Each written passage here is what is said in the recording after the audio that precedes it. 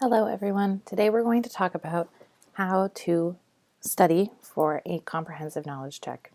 Remember, a comprehensive knowledge check can be thought of like an exam because it is a proctored assessment taken in a specific setting at school. So it's not an at-home assignment. What's the best way to study for a comprehensive knowledge check? The first thing you're going to notice as you get ready to study is that you should be in the mode that says work ahead here. This means you're in OpenPie mode. OpenPie mode simply means you have access to every topic from every objective, and you can work wherever you want, anywhere from objective 1 to objective 10, anywhere in between or above. So we want to make sure we're working on objectives that pertain to this knowledge check. How can we tell? Well, we're going to click on Work Ahead.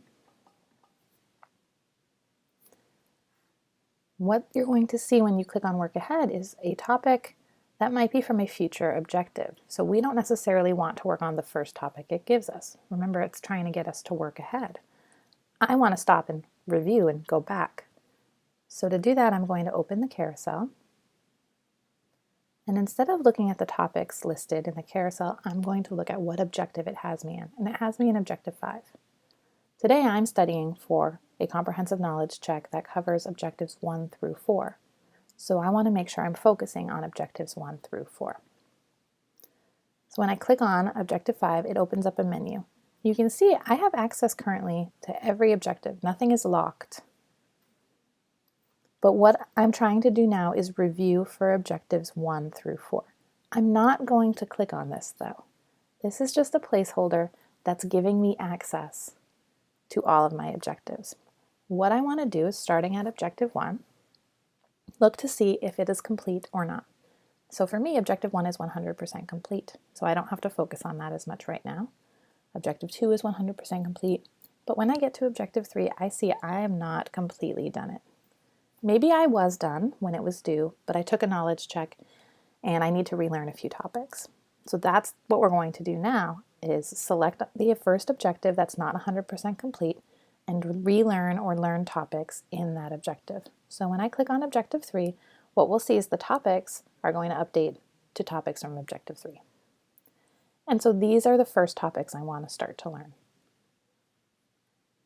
Once I learn all of the topics in all the objectives pertaining to this knowledge check, I then want to review any topic that I've learned or mastered before. So once all of the objectives for your knowledge check are up to 100%, you can begin to work in review mode. Review mode only shows you topics that you have either learned or mastered, which is why it's important to get all of your objectives to 100%. The wonderful thing about review mode in ALEKS is that the order in which they give you the topics is individual to you and how you were learning and demonstrating knowledge. ALEKS orders the topics from what you found most difficult and what you might need the most practice on, down to what you found easiest and need less practice on. That way, you're tailoring your time and your needs to what you actually need to review and less on what you already know. So if I were to scroll all the way down, at the very end of this list of topics, I have things like adding 2-digit numbers, which ALEKS is pretty confident I know how to do.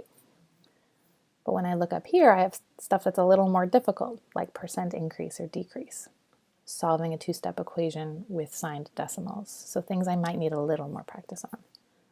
And so you can work in review mode, getting practice on all of these topics until you feel a little more comfortable. And once you spend time completing your objectives to 100% and spend time relearning and reviewing in review mode, then you're ready to take your comprehensive knowledge check. All right, good luck everybody.